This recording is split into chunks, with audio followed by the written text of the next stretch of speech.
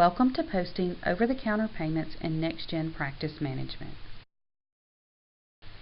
To begin posting payments in NextGen, first create a batch by clicking on the posting icon. The batch posting box will now open. Click the Norton button and then select New, then Batch. The batch maintenance screen will open. The batch description is the batch name and should include OTC, the date, and the poster's initials. It is recommended that the batch description be copied into the default tracking box as well. It is also very important to secure the batch to the user. If the batch is not secured, the user may not be able to find it and other users may access it. Use the drop-down menu to locate the username. Once these fields are completed, click OK. The batch has now been created, but it is not yet active.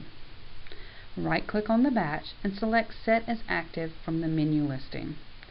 A green checkmark will now appear on the active batch. Payments are posted in NextGen Practice Management on the Payment Entry screen. This screen can be accessed in multiple ways. From the batch posting screen, the user may double-click on the batch name and the payment entry screen will open. The user can also right-click and select from a menu listing and choose Add Transaction. This menu may be accessed from the appointment book, the appointment list, or from the chart. When opening the payment entry screen from the batch posting box, the user will need to select the source and look up the patient and encounter or account number. The source account field determines if the payment is being applied to the account versus the encounter. Most OTC payments will be posted based on the encounter. The flashlight icon is available to look up the patient, or the Norton button may be used to access previous patients. After finding the patient, the encounter claim number field can be used to select specific encounters. If the payment is being posted from an encounter using the right-click menu, the patient information and encounter number will default. The payer will need to be selected for each transaction. Most OTC payments will have patient selected as the payer. Next, the tracking is used to document how the patient paid the payment. Credit cards may be abbreviated and the invoice or reference number used. Check numbers should also be documented. You would want to enter the payment amount for this encounter. If multiple encounters are being paid, the user may prefer to post to the account. All transactions are assigned a pay code. Any payments taken on-site at the clinic should be classified as OTC or over-the-counter. You should select the appropriate pay code. The columns in the middle of the screen show line item detail about the transaction. The column headings for payments and adjustments will change based on the pay code selected. Check the appropriate column to see that the amount has been entered correctly. The user will have to manually enter the payment amount if there is no balance in patient responsibility for the encounter. Once the payment is entered, the transaction needs to be recalculated and then saved.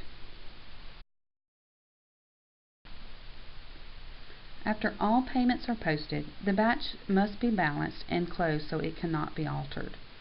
When balancing at the end of the day, the totals must match the amount of payments collected on hand, the amount posted in NextGen, and the amount on the collection logs if used.